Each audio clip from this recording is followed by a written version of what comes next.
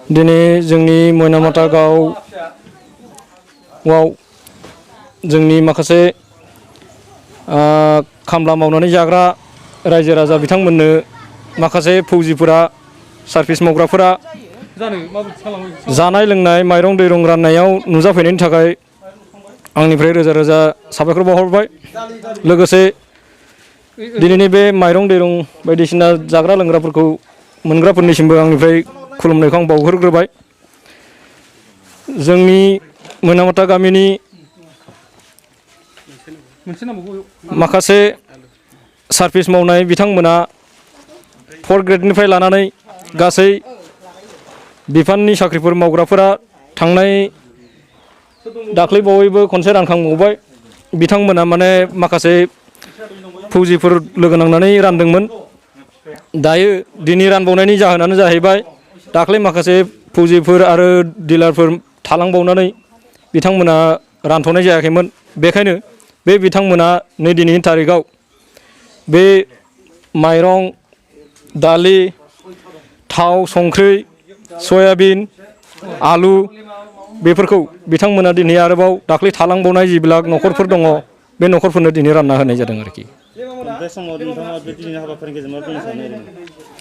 ओरैनो बे हाबाफारिनि गेजेरजों बेखौ राननानै जोङो जोबोद गोजोननाय मोनदों।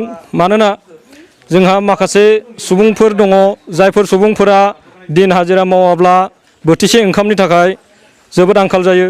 दा बिथांमोना बे जोंनि बुहुमनाङैनो कर'ना भाइरासनि जिथु गिख्रंथाव बे भाइरासनि थाखाय खामला मावनो हायाखै एनबायनो हायाखै। बेनि थाखायनो बिथांमोननो बोथिसे ओंखामब्लाबो संनानै जाथों बेबायदि हिसाबै गासै फौजिफोर मास्टारफोर आरो बिदिनो 4 ग्रेडनि मावनाय माखासे बिथांमोना लोगो नांनानै बे माइरंखौ रानना होनाय जादों। बेखौ मोननानै आं जोबोद गोजोननाय मोनदों। लकडाउना जुदि बारायबावोबा नोंथांमोना आरोबाव बिथांमोननो गोरिब न'खरफोरनो अनसुंथाइखौ होबावगोन नोंथांमोना सानो नामा? बेखौ जोङो निस्सय बेनि माने लकडाउना जेब्ला बारायो अब्ला जोंहा बाध्यथाबो जाहैनो हागौ। जिहेथु बिथांमोना माखासे एकदमबारे अबस्थाहीनफोर दङ। सरकारा जिहेथु गासैखौबो थोजासेखौ होफुंनो हाया। बेनिखायनो गामि गामियाव जिबिलाक सार्भिस हल्डारफोर दङ बिथांमोनानो माखासे खामानिफोरखौ हेल्प खालामनानै होगोन जानाय लोंनायफोरखौ बेखिनिखौ आसा दङ। गिबि गिबियावनो खुलुमनाय थाबाय बयनिसिमबो जोंनि बे हेलासिगुरि मैनामाथा गामिनि रायजो राजाफोरनिसिम बयनिबो गोजोननाय थाबाय। लोगोसे नैबे हेलासिगुरि गामिनि साख्रिआवला जिखिनि दङ बिथांमोनहा सिगाङावबो दाखालिहायो होखांबाय 72 न'खरनो बिसोरो होखांबाय अनसुंथाइ। आरो दा नैबे खेबावबो 61मोन नामा 61 न'खरनो दा बिथांमोनहा दालि माइरं आरो संख्रै साबोन थाव बेफोरखौ राननानै होदों। दा रायजो राजाफ्रा बेफोरखौ गोजोननाय मोन्दों बुहुद बेबायदि अनसुंथाइ होनायनि थाखाय। दाखालिबो होदों आरो दिनैनि खेबावबो होबाय। हेलासिगुरि गामिनि रायजोफ्रा दा बिराद गोजोननाय मोन्दों आरो जाहाथे गोरिब गुन्द्राफोरा न'खराव जानो गैथारि मानसिफ्रा हाजिरा खामला मोनाखैमोन। दा बिथांमोनहा बेसेबांबा गोजोननाय मोन्दों।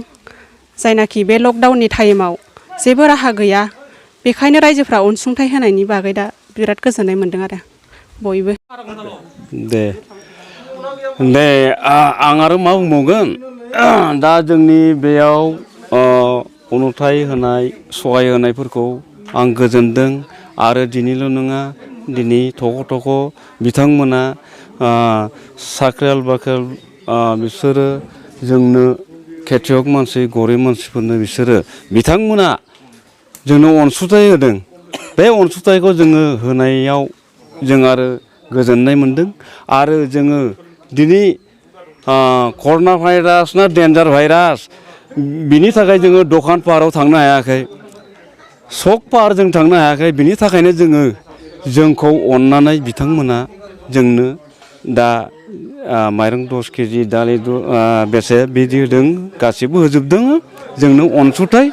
जों माने बेखौ जों माने आशिर्बाद होयो बिथांमोना अराय सम आलो गोजोनै बिदिनो माने थाबाय थाथों आरो बिदिनो नायबाय थाथों।